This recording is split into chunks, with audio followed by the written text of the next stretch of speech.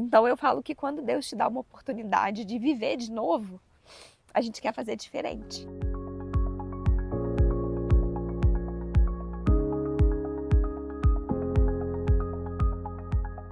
Gente, hoje nós estamos aqui com uma pessoa bem conhecida aqui em Lagoa Santa e nós vamos falar de um assunto bem importante. Nós estamos aqui com a Bárbara Guiê. Bárbara, a primeira coisa que eu quero falar com você aqui, eu falei com a sua irmã esses dias atrás, é o seu sobrenome. Bárbara Guiê. E ele é, gente, uma curiosidade minha mesmo. Ele é o quê? Ele é descendência de quê? É um sobrenome árabe, né? Árabe. O meu pai não nasceu no Brasil, então é o sobrenome da família do meu pai. Eu não sabia falar, eu falava Bárbara Guizek. Eu falei, Laura, me fala, eu não sei, eu não vou saber falar o seu nome, me ajuda aí. Se a gente fosse pronunciar na língua árabe, seria Rie, mas abrasileirando fica Guia, fica um pouquinho mais fácil. Chique, né? Eu me chamo Bárbara, tenho 35 anos, sou casada com o Felipe e sou mãe da Helena, de 8 anos de idade, e o Pedro, de 2 anos e meio. Né? Trabalho hoje como influencer, então atuo muito aqui nas redes sociais, né? E presto serviços para várias empresas aqui em Lagoa Santa e na região. Quem é a Bárbara? Nossa, eu me considero uma pessoa muito persistente, até demais, porque tem horas assim que eu acho que a gente tem que dar uma tréguazinha e eu sou daquelas que não desiste mesmo, nunca. Me considero uma pessoa muito forte, que é uma qualidade que a maternidade também, né, me trouxe. Me considero muito comunicativa, tenho facilidade, né, com comunicação e esforçada. Quando você era pequena, você sonhava essa questão de ser mãe? Porque tem crianças, né? Vou dar o exemplo da minha mãe. Minha mãe sempre foi muito maternal, é o que ela passa pra gente. Até hoje em dia, as crianças, as meninas não têm mais esse costume tanto assim com boneca, né? Se a gente for ver. Na verdade, acho que antigamente a gente brincava muito de boneca e era uma das poucas coisas que a gente fazia. Hoje eles têm muita opção. Tem várias opções. Verdade. Eu incentivo muito a Helena a brincar de boneca, mas isso vai se perdendo, né, infelizmente. No decorrer do que a situação. E você sempre tem esse sonho? Não. Não? Não, assim, eu gostava mais de brincar de escolinha do que de boneca. E acho que até um pouco de uma característica que eu tenho, assim, de liderança, de tomar frente, de resolver. Então eu queria brincar de escolinha e eu queria ser professora. Eu tenho uma lembrança de brincar que hoje não existe mais. Era aquele negócio que alugava filme, gente. Locadora. Eu lembro de colocar assim os DVDs em cima da cama, lembra, Bimbim? E eu lembro de estar super alugando ali os vídeos. Aluguei bastante. Hoje não existe mais essa questão, hoje é tudo na Netflix, os meninos correm lá e resolve o que eles estão querendo. Esses dias a gente estava falando, né, essa questão do filme, a gente ficava na expectativa do filme que ia passar na sessão da tarde, né? E a gente esperava todo um tempo, uma semana, um mês para assistir o filme aquele dia. E a gente tinha calma de esperar o comercial. E aí a gente já vem numa geração hoje de ansiedade. Desespero, pula o início. Mas como você me perguntou, eu gostava mais de brincar de escolinha do que de boneca. Né? Então, assim, a maternidade, né, o sonho de ser mãe nunca foi um sonho real, né? Eu sempre tive vontade de ser mãe, mas não como um objetivo de vida. E aí, depois que eu casei, a maternidade entrou na minha vida de uma forma comum, né? De constituição de família mesmo. Então, logo quando eu casei, eu engravidei pouco tempo depois. Bom, o que a maternidade me ensinou, pensando na gestação da Helena, né, porque foram gestações e maternidades diferentes. A Helena, quando ela nasceu, ela me ensinou muito sobre eu depender do outro. Eu sempre tive pensamentos individualistas, né? Eu ainda trabalho isso em mim, mas foi a minha criação e tudo. Então, eu comecei a trabalhar muito nova, precisava trabalhar realmente para pagar as contas e ajudar minha mãe. Meus pais se separaram, eu tinha 15 anos. Então, acho que isso me fez, assim, pensar em trabalhar para pagar as contas, não depender de ninguém, e era eu que tinha que me virar, né? E aí, quando eu tive a Helena, eu tive uma dificuldade no início, mas que depois se tornou um aprendizado, porque eu não queria que ninguém me ajudava, eu não queria receber visita, eu queria que eu desse conta de tudo, né? E eu lembro que naquela época a gente se programou para eu ficar em casa com ela. E aí, quando ela fez 7 meses de idade, eu falei assim, não aguento mais. Eu preciso voltar a trabalhar, porque eu me via numa situação ali que para mim não era comum naquela época, né? Então, assim, a grande lição da maternidade da Helena para mim foi essa, me colocar na dependência também dos outros, de aceitar ajuda, né? Eu lembro que quando eu estava grávida, eu falava durante a gestação que eu não queria receber visita de jeito nenhum.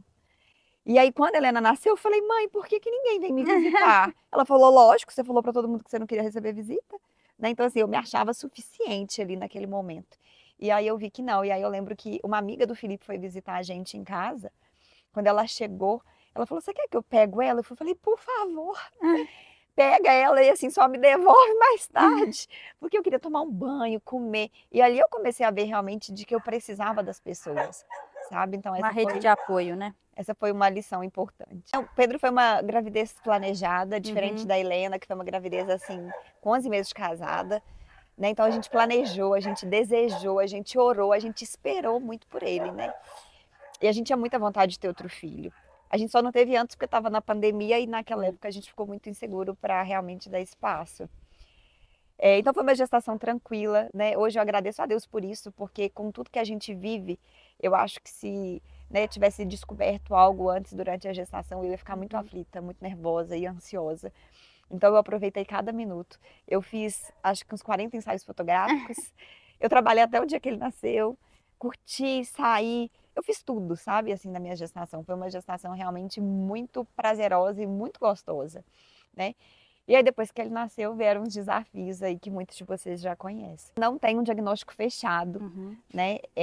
A gente fala que ele tem uma síndrome rara em investigação, né? Porque as síndromes que a gente tem que não são raras, ele já foi dado como negativo o diagnóstico, né? Então, ele tem alguns sintomas.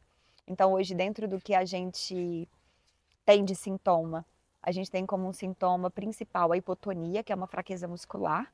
E a fraqueza muscular por si só, ela é um sintoma muito comum de praticamente todas as doenças sindrômicas. Então, é muito difícil, tipo, é uma agulha no palheiro mesmo.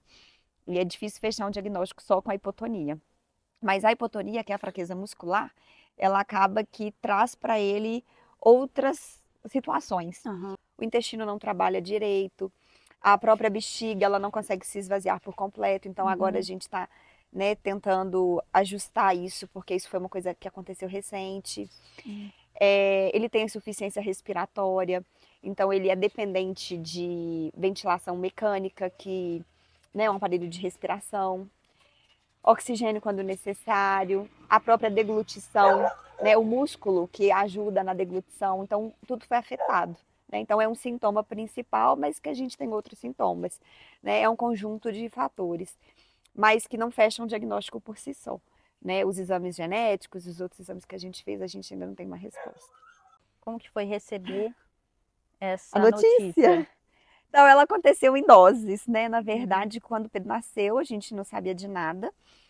E ele nasceu ali num primeiro momento no hospital, ele precisou ser levado para um oxigênio, ele já estava com uma dificuldade de respirar, mas ele teve um problema durante o parto que foi tratado de uma forma muito pontual. E naquela época os médicos disseram que isso não traria para a gente nenhum acompanhamento e nenhum dano futuro, que era uma questão no sangue. Então ele tinha uma hemoglobina muito alta e a gente precisou tratar. Então, fui embora para casa 7 dias depois do parto, super tranquila. Eu tive alta dia 23 de dezembro. Então, estava bem tranquila.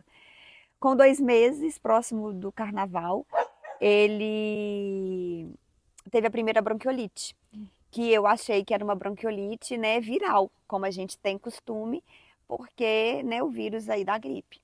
E isso acaba complicando. E aí no hospital a gente já começou a entender um pouco do que poderia estar acontecendo, porque a médica falou da hipotonia, da fraqueza muscular, coisas que a gente não sabia. Então a gente já começou a ser alertado para alguns sintomas. E ali, naquele momento, a gente começou num processo de ir na neuro, de ir na fono, cada dia um médico, cada dia uma consulta, e a minha vida virou de cabeça para baixo mesmo, né? Eu falo que foi aos poucos, por quê? Porque as coisas que hoje a gente enfrenta, as dificuldades, elas não vieram todas de uma vez. Então, assim, cada semana não, mas sempre acontece algo novo, né? A questão da bexiga, por exemplo, é um problema recente, né? E que começou a acontecer de 6 meses para cá, né? Preparado a gente nunca tá, né? Na verdade, sempre que surge uma novidade, a gente sofre, né? A gente sofre, não era o que a gente gostaria, e aí parece que a gente está caminhando para algo que está evoluindo, né? O Pedro tem evoluído super bem da parte motora, mas tem outras coisas, né? Uhum. Então, não é fácil, né? E como que foi a questão familiar? E a família, questão de informação, foi todo mundo procurar saber como agiria? Então, eu acho que não só a família, mas todo mundo, a gente tem costume muito de buscar acesso na internet, né? Uhum. E isso é muito ruim. É. Então, assim, a minha mãe pesquisava muitas coisas, meu pai pesquisava, né? A nossa família pesquisava.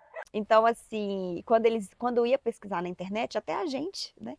A gente ficava desesperado. Então, assim, eu sempre decidi confiar muito nos médicos que acompanham a gente, na Uhum. equipe, né? E a minha mãe mesmo, quando me ligava para falar alguma coisa que ela leu ou que ela ouviu, aí ela perguntava para um amigo que era médico, aí perguntava para outro amigo que era médico, eu falava, mãe, calma, porque o médico disse que não é pra gente fazer dessa forma, né? Então, é difícil para a família, porque Uhum. assim como nós, né, a gente tinha uma outra expectativa, né? A gente se frustra e eles também se frustraram, né? Então, o Felipe, meu marido, fala muito que o sonho dele era ter um filho menino para ensinar a jogar bola, andar de bicicleta, né? Fazer as coisas que ele gosta de fazer. E ele se frustrou, né? Então a Uhum. gente aprendeu, na verdade, a refazer esses planos, né? E eu acho que os nossos pais, né, os avós do Pedro, a mesma coisa.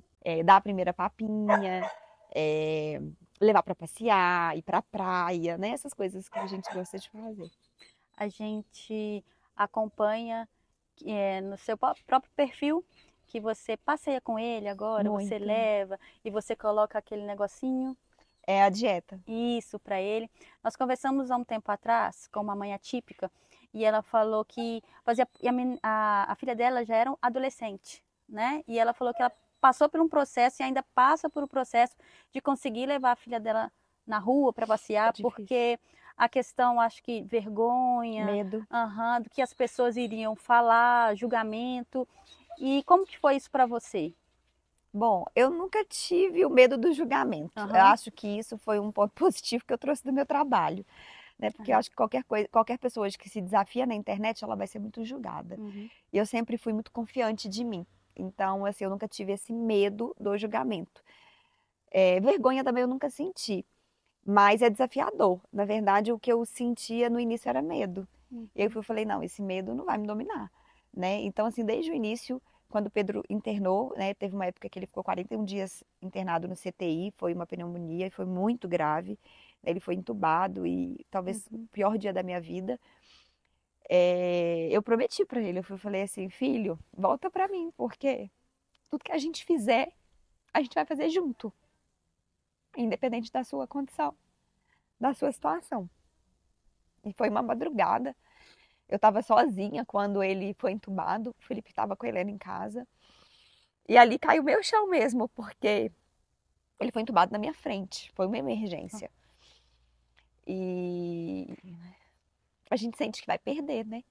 Então eu falo que quando Deus te dá uma oportunidade de viver de novo, a gente quer fazer diferente. Então eu falei para ele, eu falei, a gente vai fazer tudo diferente. A gente vai sair, a gente vai passear uhum, e aonde a gente for, você vai. E eu tenho uma pessoa muito querida que eu sigo na rede social, ela é uma mãe atípica também, ela tem um projeto maravilhoso que chama Outcare, que é a Aline. E o Viver Cura é uma frase dela. E eu aprendi com ela sobre o Viver Cura. Porque o que a gente vê hoje na maternidade atípica é uma realidade completamente diferente. A gente vê mães com medo, cansadas, muitas vezes também sem a rede de apoio, né, que é um fator que a gente não pode deixar de falar, que eu tenho esse privilégio de ter a minha família, meus amigos e todo mundo por perto que me ajuda e o home care também que acaba nos dando suporte. Mas a gente vê essas mães, infelizmente, em casa com os filhos, aham. presos, né? Quanto mais velho eles vão ficando, eu acredito que mais difícil, porque fica mais pesado, né? Esses dias eu estava comentando com uma pessoa que a acessibilidade não é só uma rampa para descer com uma cadeira de rodas. E um trocador que caiba o seu filho? Hoje eu já enfrento um pouco de dificuldade. O Pedro tem 2 anos e meio, ele está enorme e ele já não cabe no trocador de bebê. Uhum. Como que eu troco a fralda dele? Sabe? E ele tem uma movimentação que hoje ele já consegue me ajudar, porque ele foi evoluindo. Tem crianças que não. Então, essas mães ficam em casa mesmo, né? O próprio sistema, sabe? O próprio home care em si, porque o home care ele é uma internação domiciliar. Uhum. E o lugar do paciente é no leito. O leito é a minha casa, é o quarto dele, né? Se você entrar no quarto, por mais que a gente tente tirar um pouco a cara de hospital, os Aham. aparelhos são os mesmos, oxigênio, tudo tá lá. E o melhor cenário para o home care é o paciente em casa. Aceitei isso, porque eu falei, como que eu vou sair, como que eu vou viajar e eu não vou levar o Pedro, Uhum. né? Ele faz parte da minha família. A Helena mesmo essa semana com a terapeuta dela, a terapeuta pediu para ela fazer um desenho de um dia que foi importante e ela desenhou a Disney. E Uhum. ela falou que só faria sentido para ela se fosse com o irmão. Se fosse sem ele, ela não queria nem ir. Então, assim, eu não consigo imaginar fazendo algo com os meus filhos e um ficando para trás, né? Ao menos que seja por uma questão de saúde, aí eu estou preservando ele. Mas hoje tudo que a gente faz, a gente leva o Pedro, né? Às vezes a gente leva a enfermeira, às vezes a gente assume a responsabilidade, né? Para a gente sair de casa hoje sem enfermeira, dormir fora de casa, eu preciso de autorização médica, né? Então tudo é muito diferente da rotina que a gente está acostumado, mas a gente sai, né? E assim, eu falo sempre quando eu posso conversar sobre esse assunto com alguém, é que existem muitas crianças na mesma situação. Hoje, como mãe atípica, que eu participo de grupos, eu vejo quantas crianças têm com síndromes, que Uhum. tem uma GTT, né? Você mencionou o frasco, é o Isso. frasco da dieta Aham. que corre, que vai direto no estômago. Quantas crianças são dependentes de oxigênio, entre outros aparelhos, e a gente não vê essas crianças na rua. Uhum. Então, assim, eu fiquei pensando em mim. Eu falei, quantas vezes que eu já saí na rua e eu vi alguém usando oxigênio na rua? Porque eu nunca tinha visto. Eu nunca tinha visto uma pessoa se alimentar dessa forma. Para mim, eu nem sabia que era uma possibilidade, né? E, infelizmente, elas estão dentro de casa. Então, quando eu falo do viver cura, quando eu posto, é o que eu quero realmente inspirar outras mães, sabe? A deixar o medo de lado, né? Claro que a gente não pode ser negligente com a condição de Uhum. saúde do dia, né? O Pedro hoje, por exemplo, ele não pode sair porque ele está doente.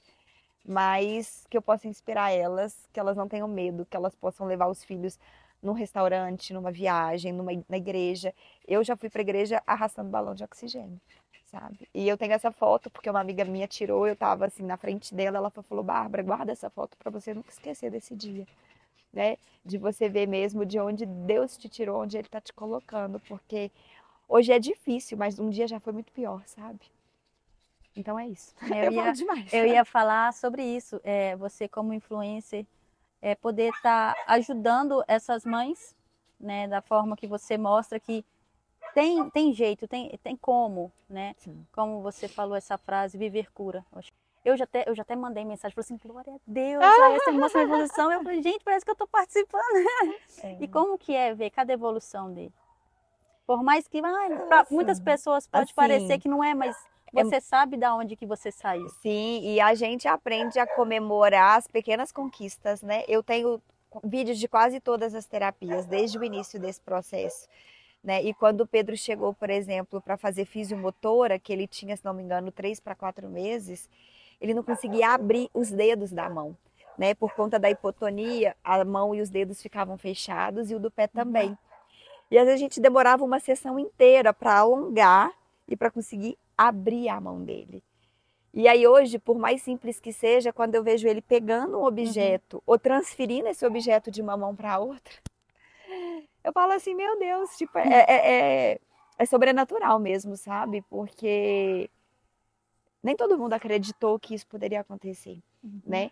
A gente já passou em médicos que falaram pra gente que não poderia prometer nada, que não saberia nem se um dia ele poderia sentar, né? Hoje ele senta, Glória a ele Deus. faz marcha, né? Com muita dificuldade ainda, mas a gente entende que a gente está no processo. Não, Uma dica para as mães, né? isso. Então, primeira coisa, eu acho que eu diria para elas sempre, para elas não terem medo, né?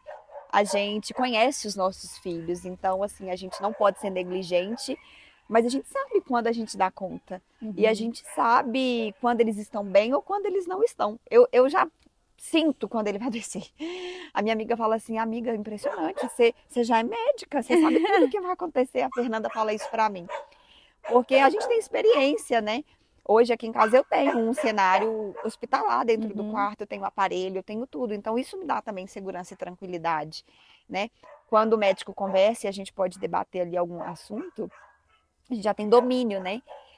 Mas eu falaria para elas não terem medo, né? Para levar os filhos para passear, nem que seja na porta de casa, né? Às vezes, por outras questões de saúde, cada criança né, tem uma limitação, mas proporcionar um pouco de vida para eles, porque viver cura.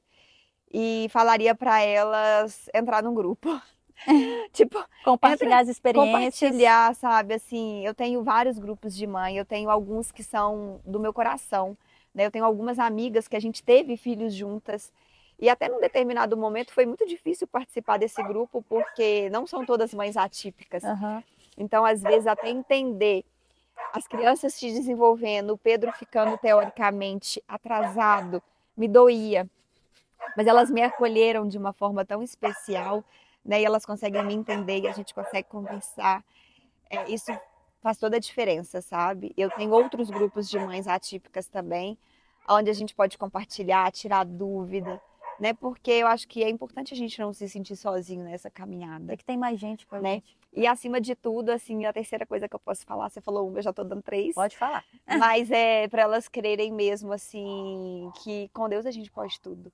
Porque eu recebi uma promessa e eu olho para ela e eu leio ela todos os dias e falo que o Pedro é curado.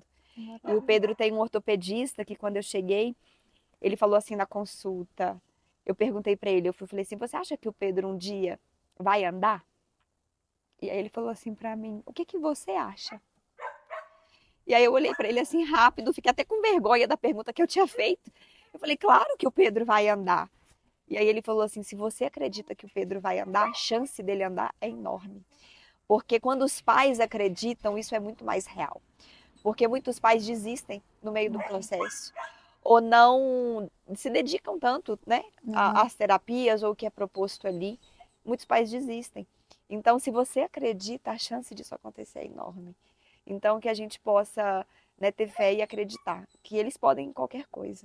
Muito obrigada por Obrigada receber a a você. gente, foi um prazer. Obrigada a vocês. Então, as câmeras principais é essa. Gente, a minha cachorra se soltou. Abriu o portão.